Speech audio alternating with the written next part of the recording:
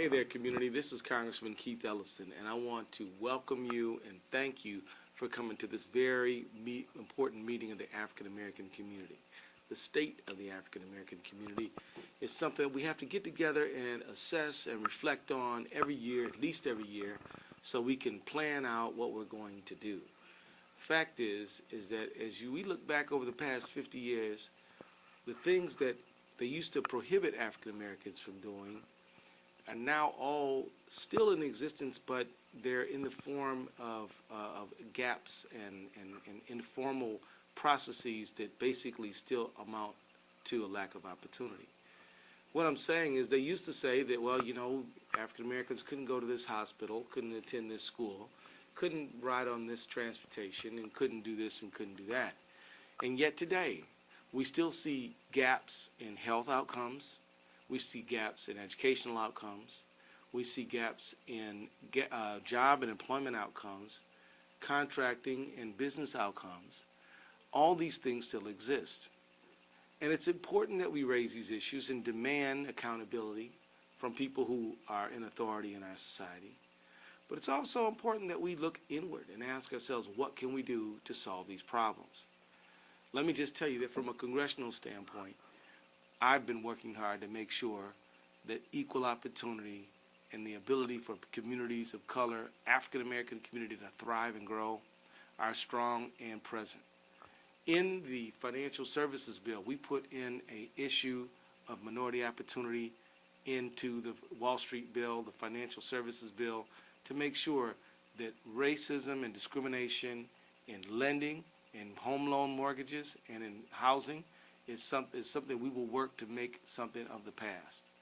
You know that we've lost literally trillions of dollars in wealth in the black community in the aftermath of the foreclosure crisis. This is something that we're going to have to fight to recover, and it's going to mean we're going to have to hold government accountable, hold business leaders accountable, but also hold ourselves accountable. Very important.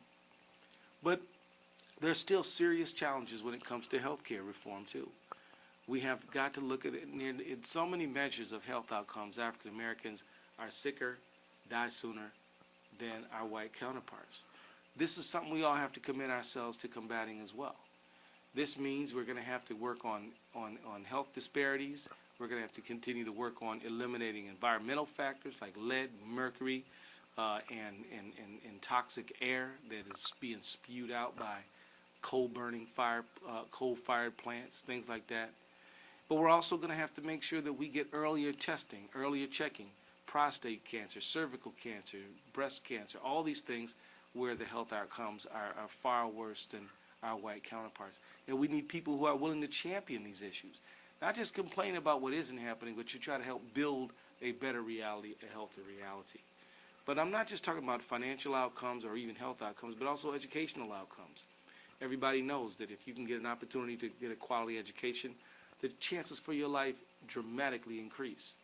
Everybody at this conference should commit ourselves to full funding for all-day kindergarten for every child in the state of Minnesota. Everybody in this room should commit themselves to early childhood education. Every economist will tell you that if we put money into those little ones, 4, 5, 6, 7, then that will dramatically increase their chances of reading by the end of the 3rd grade, which then in turn dramatically increases their chances for a successful life as an adult. So whether it's in education, whether it is in education, health, financial life, employment, contracting, government contracts, we've all got to dedicate ourselves, rededicate ourselves to improving the quality of life, improving opportunity, and improving the chances for all. I'm dedicated to the cause. I will be there fighting alongside you, helping to lead the effort, and I'm counting on every leader in this room, which is everyone, to be there too. Thank you all very much. Make sure you come use my office, call on me, hold me accountable, and together we will win this fight. Thank you.